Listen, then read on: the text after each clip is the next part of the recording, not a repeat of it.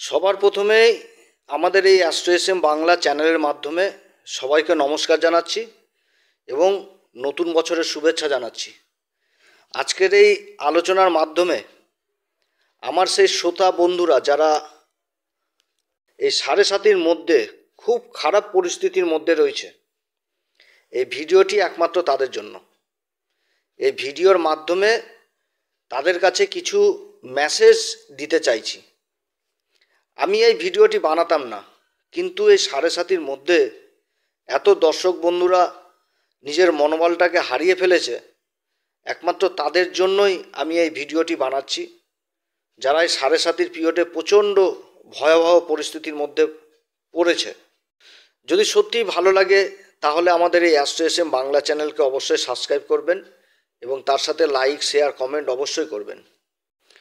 জীবনে যখন নিজেকে হেরে যাওয়া মনে হয় তখন সব কিছুই খারাপ লাগে, কিন্তু তার মধ্যেও একটি আশার কিরণ থেকে যায় যে কিছু তো একটা ভালো আমার মধ্যে আছে। কিন্তু যদি সবসময় মনে হয় যে আমি হেরেই যাচ্ছি, তাহলে তো নিজেকে কাপুরুষই মনে হবে, সাহসী তো মনে হবে না। আর আমরা এইখানটাতেই সব থেকে বড় ভুল করি। আমরা কেউ কাপুরুষ নয়, না আপনি কাপুরুষ, না আমি কাপুরুষ, না অন্য কেউ কাপুরুষ। যখন এরকম একটা পরিস্থিতি হয় তখন আমরা সেই উন্মুক্ত দরজাটাকে দেখতেই পাই না, যেটা ওই পারে গিয়ে একটা কোনো ভালো জিনিস আমরা করতে পারি। কিন্তু এটাও তো প্রয়োজন, যতক্ষণ পর্যন্ত নিজেকে হেরে যাওয়া প্রার্থী মনে না হবে ততক্ষণ পর্যন্ত তো এগিয়ে যাওয়ার পথ বার করা সম্ভব নয়। অতএব নিজেকে হেরে যাওয়া মনে করেন, কিন্তু আপনি হারেননি।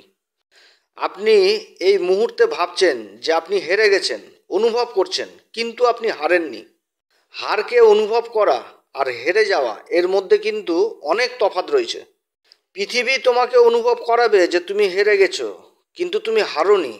অর্থাৎ তুমি সবার কাছে হেরে যাও, কিন্তু নিজের কাছে কোনো সময় হারা যাবে না। তুমি যদি নিজের কাছে হেরে যাও তাহলে তো তুমি সব জায়গাতেই হেরে গেছো। যার জন্য হে শ্রোতা বন্ধুগণ, গোটা পৃথিবী ভাববে যে তুমি হেরে গেছো, কিন্তু তুমি কোনো সময় ভাববা না যে তুমি হেরেছো। আর যদি তুমি ধরে নাও যে তুমি হেরে গেছো, তাহলে তুমি নিজের কাছেও নিজে হেরে গেছো। এটা সব সময় মনে রাখবা যে তুমি এই সময় অনুভব করছো যে তুমি হেরে গেছো, কিন্তু তুমি আসলে হারোনি।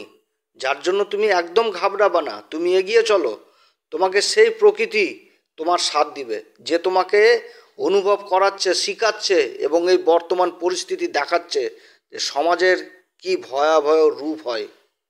চোখে আঙ্গুল দিয়ে চিনিয়ে দিচ্ছে তোমার সেই আপনজনগুলোকে, এবং সেই তোমাকে বুঝাচ্ছে যে তোমার অস্তিত্ব কতটা রয়েছে এই সংসারে। তার সাথে সেই তোমাকে পরীক্ষা করছে যে তোমার মধ্যে ধৈর্য কতটা, তুমি কতটা পরীক্ষা দিতে সক্ষম এই সময়ের কাছে। এই বিশ্ব ব্রহ্মাণ্ড সব কিছুই তারই সৃষ্টি। রাতের অন্ধকারে যখন পাখিগুলি গাছের ডালে ঘুমায়, গোটা বিশ্বের যদি পাখি হিসাব করা যায় তাহলে কত পাখি, সেই পাখিগুলো রাত্রিবেলায় কোথায় ঘুমায়? ওই গাছের ডালের মধ্যেই তো ঘুমায়। যত বড় ঝড় হোক, তুফান হোক, প্রকৃতি যতই ভয়াবহ রূপ ধারণ করুক, ওই পাখিকে তো গাছের ডাল থেকে ফেলে দেয় না ধাক্কা মেরে। তো ঈশ্বর তাহলে তোমাকে ফেলে দিবে কেন? ঈশ্বরের সন্তান তো তুমি। তোমাকে তোমার অস্তিত্ব বুঝাচ্ছে যে তুমি আসলে কি। তুমি যদি সেই প্রকৃতিকে চিনে যাও তাহলে আর কাউকে চিনতে হবে না। অতএব তাকে চেনার চেষ্টা করো। জীবনে যখন খারাপ সময় আসে তখন অবশ্যই মনে রাখবা যে প্রকৃতি তোমাকে দিয়ে কোনো ভালো কাজই করাবে, যার জন্য তোমাকে পরীক্ষা করছে। কামার যেরকম লোহাকে পিটিয়ে পিটিয়ে আকৃতি দেয়, সেরকম ঈশ্বরও তোমাকে এখন পরীক্ষার আগুনে তপ্ত করছে এবং দেখছে। অতএব এই পরীক্ষাতে তোমাকে জয়ী হতে হবে। পরিবেশ তোমাকে অনুভব করাবে যে তুমি হেরে গেছো, কিন্তু তুমিও অনুভব করবে যে তুমি হেরে গেছো। আসলে তুমি হারোনি, তুমি অনুভব করছো মাত্র। অনুভব করা আর হেরে যাওয়ার মধ্যে তফাৎ রয়েছে। আর তোমার সামনে সেই উন্মুক্ত দরজা খোলা রয়েছে, সেই দরজার ওপারে তোমাকে যেতেই হবে। আর ওই দরজার ওপারে গেলেই তুমি তোমার জীবনকে সুন্দরভাবে তৈরি করতে পারবে। তো এই সময় একটা পিঁপড়া আর একটা মহাত্মার কথা মনে পড়ে যায়। কোনো এক ব্যক্তি তার জীবনে হতাশ হয়ে, নিরাশা হয়ে কোনো মহাত্মা, জ্ঞানী সজ্জন ব্যক্তির কাছে যায় এবং তার কাছে বলে সে জীবনে খুবই নিরাশ, কোনোভাবে নিজের সংসারকে চালাতে পারছে না এবং বিভিন্ন রকম বাধা বিঘ্নে নিজেকে অসংযত মনে হচ্ছে। এবং এই পরিস্থিতি থেকে কিভাবে নিজেকে বের করবে তার রাস্তা সে কিন্তু খুঁজে পাচ্ছে না।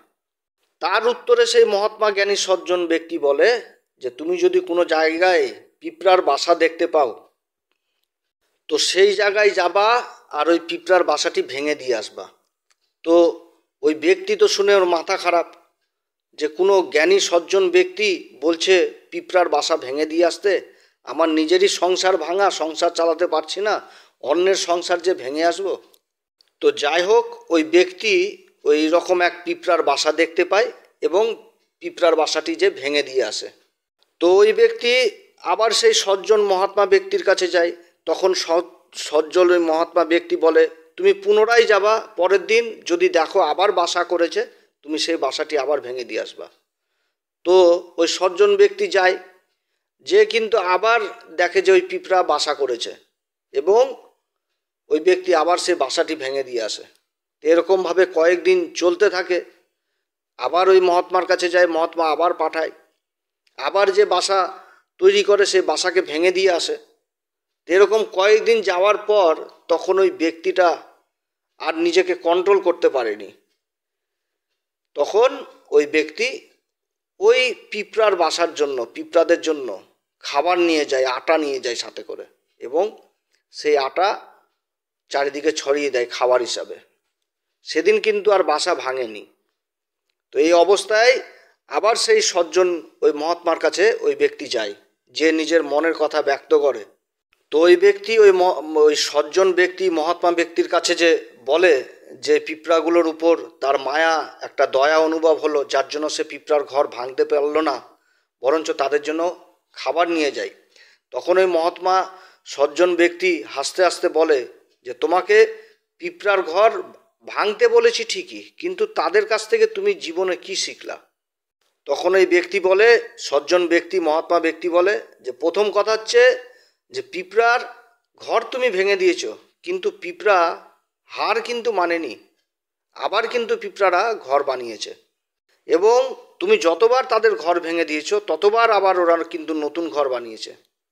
এটাই হচ্ছে সবথেকে জীবনের বড় শিক্ষা, যে জীবনে যতই বাজে কঠিন পরিস্থিতি আসুক, হেরে যাওয়া কোনোভাবেই চলবে না। সবার কাছে হেরে যাও, কিন্তু নিজের কাছে কোনোভাবেই হারা চলবে না। বারবার চেষ্টা করো, যতক্ষণ পর্যন্ত তুমি হার স্বীকার করবা না বাস্তবে, তুমি ততক্ষণ পর্যন্ত হারবা না। আর যদি হার স্বীকার করে নাও তাহলে তুমি হেরে গেছো। আর যখন খারাপ সময় আসে তখন মনে হয় কি যে খারাপ সময় কোনোভাবেই জীবন থেকে যাবে না, কিন্তু খারাপ সময়ও সময়ের তালে তালে চলে যাবে। জীবনের সবথেকে বড় জিনিস হচ্ছে ধৈর্য এবং নিরন্তর চেষ্টা, যেটা জীবনকে সফলতার দিকে এগিয়ে নিয়ে যায়। তুমি পিঁপড়ার ঘর যেভাবে ভেঙে দিচ্ছ, পিঁপড়া কিন্তু ততবার চেষ্টা করে ঘর বানিয়েছে। সেরকম ঈশ্বরও তোমাকে পরীক্ষা করছে, তোমাকে এই পরীক্ষাতে সফল অবশ্যই হতে হবে। জীবনে কঠিন সময়ের মুখোমুখি হওয়াই হচ্ছে সফলতার আসল রাস্তা। তাই আত্মবিশ্বাস এবং উৎসাহের সাথেই চলতে হয়। যতই খারাপ পরিস্থিতি আসুক কোনো সময় ঘাবড়ানো চলবে না, সময়ের মুখোমুখি হয়ে দাঁড়িয়েই চলতে হবে। তো যাই হোক, 7:30 মধ্যে যে সমস্ত আমার শ্রোতা বন্ধুরা খুব খারাপ পরিস্থিতির মধ্যে রয়েছে, তাদের জন্য এই কথাগুলো আমি তুলে ধরলাম। কোনো সময় হেরে যাওয়া চলবে না, নিজের মানসিক দিক সব সময় অন্যরকম রাখতে হবে, পজিটিভ জিনিস বুঝতে হবে, পজিটিভ জিনিস বলতে হবে। খারাপ সময় না আসলে তো ভালো সময় দেখতে পাবা না। আজকে খারাপ সময় দেখছো, সেটাকে মনে রাখবা, গেঁথে নিবা মনের মধ্যে। মানসিক জ্বর কোনো সময় হারাবা না। আজকে তো চিনতে পারছো কে ভালো কি মন্দ, নিজের জীবনটাকে তো দেখতে পাচ্ছ। সবার তো মুখোশ খুলে যাচ্ছে আজকে তোমাদের সামনে, যে কি হচ্ছে না হচ্ছে সবই দেখতে পাচ্ছ। এখানেতে বলার কিছু নেই। যাকে আপন ভাবছিলা সেই তোমার কাছে এখন পর। আসল চিত্রগুলো একদম চোখের সামনে জলের মতন পরিষ্কার হয়ে যাচ্ছে, জলের মতন পরিষ্কার। অতএব এই সময়কালে কোনোভাবেই ঘাবড়ানো যাবে না, এগিয়ে যেতে হবে মনে সাহস নিয়ে, মনে জোর নিয়ে, যে তোমাকে এই সময়ের উত্তীর্ণ হতেই হবে। তারপরে তো ভালো সময় আসছে। যখন ভালো সময় আসবে এই এই ব্যাড সময়গুলোকে মনে রাখবা।